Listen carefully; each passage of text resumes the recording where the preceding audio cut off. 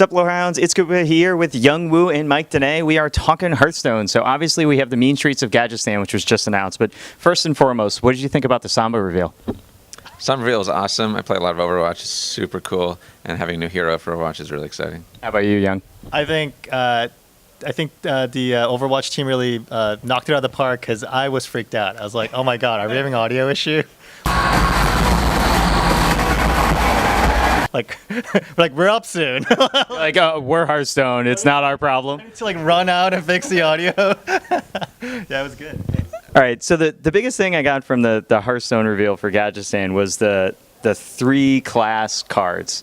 Who came up with that? Because that seems like one of those things you put up on the whiteboard and you're like, nah. Well, it really came from the flavor point of view, right? It was kind of a top-down that way. We really wanted the gangs to be 1/3 of the town, and which meant 3 classes. And how do you sort of bring that together flavor-wise? Tri-class cards fit perfectly. And so is that are you guys looking to take the faction thing further past the Mean Streets? Because that is a core part of the demo that we've seen. Yeah, I mean, Tri-class is a unique concept we're trying with the Mean Streets of Gadgetzan. It really fits, like Mike was saying, the flavor of what we want. We want you to really feel like you're visiting this new Gadgetzan that you're going to be exploring. And it's controlled by these 3 families.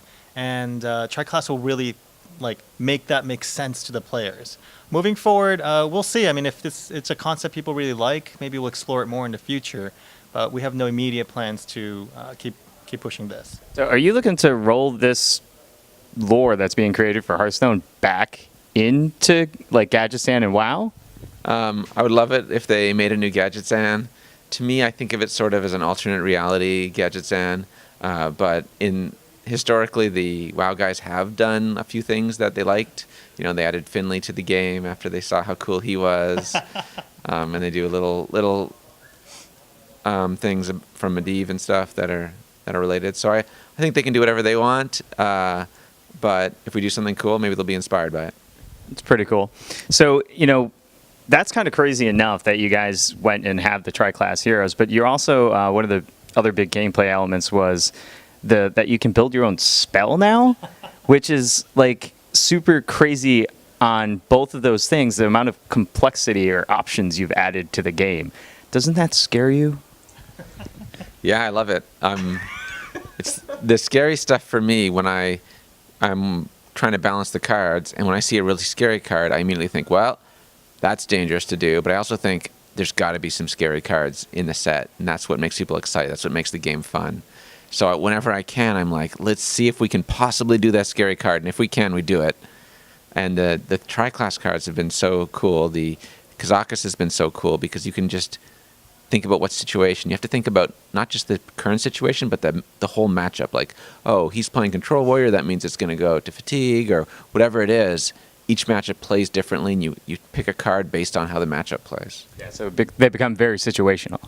Yeah, and obviously, if you knew what Kazakus was capable of, all the possibilities, they will give you an edge when you're playing against Kazakus. But let's say, you're maybe a slightly less experienced player, and you don't know all the details of that. At the end of the day, they will play Kazakus. They're going to draw a spell, and then they're going to play that spell, and that spell is going to have all the text in it on what it's doing. So I think for the new player that's experiencing playing against Kazakus, it's actually not going to be too jarring. It's like, oh, he played this card, he got a card out of it, it did this thing, okay. You understand the basics at that point. Yeah, it's not like, whoa, what just happened? I have no idea what was going on. So, one of the things I'm thinking of now that they announced Deepmind for StarCraft, right? Is that a possibility for Hearthstone with that kind of complexity? I thought it was ironic that we were talking about that right after we, talked about the Omnic Crisis. But, I mean, yeah, Deepmind with Hearthstone would be really cool. I mean, right now, the focus is going to be using, StarCraft 2 for this, and that's super cool. One day, if we were to tackle Hearthstone, that could be really cool. Yeah. Yeah. Not planned, but maybe long time in the future. So you guys, a while back, you started with the alternate heroes that we could have, and we just got Tyrande, the most recent, out of the Twitch Prime stuff. Are you guys looking to do them more often, or is it going to look to be linked to other events like that? Yeah.